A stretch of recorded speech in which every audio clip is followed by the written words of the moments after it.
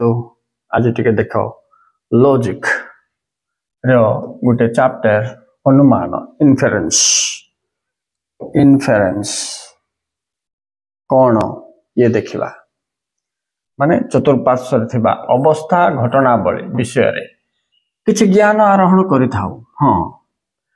जहा इंद्रियानुभूति उपरे निर्भर करे इंद्रिय पंच इंद्रिय आखि नाक कान पाटी और स्पर्श इंद्रिय माध्यम रे किछि पारिपार्श्विक अवस्थारू आउ किछि घटनारू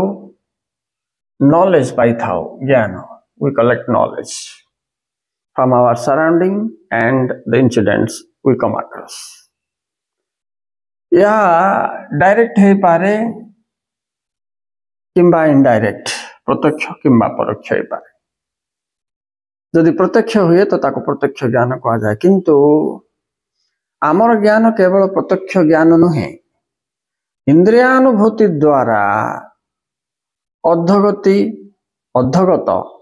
यही ज्ञान को आधार करी विचार बुद्धि मध्य हमें खटाई थाउ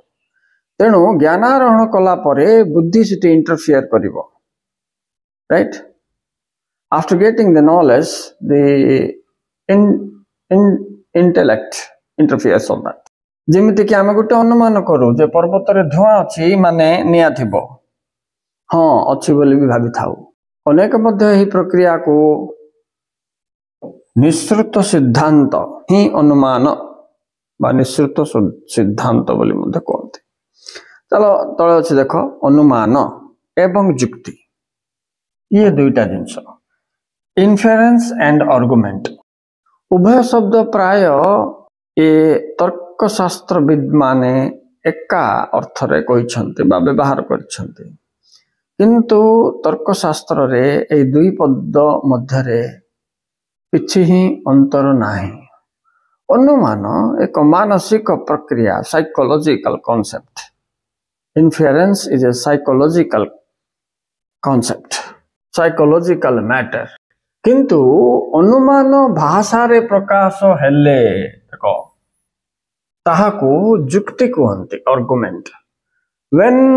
यू आर गेसिंग exposed with the term of language you give a language to it, then it becomes argument. Otherwise, it remains as an inference. युक्तिर बौद्धता means बौद्धिक विचार बुद्धि इति प्रवेश करिवो विचार सहित ले युक्ति स्वरूप निर्णय करिबा आमे करिबा संगे संगे बुद्धि प्रवेश करिवो तापरे तर्क जागृत हबो यार अध्ययन को तर्कशास्त्र बोली कहा जाए बोली बुझ हेले प्रत्येक युक्तिर दुईटी अवयव केतटी दुईटी अवयव थाए गोटे होची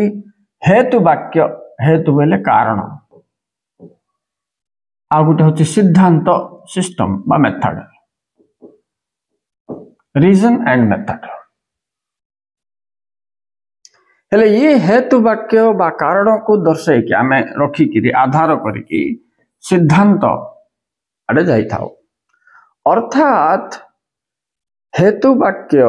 सिद्धांत को समर्थन करे यथार्थ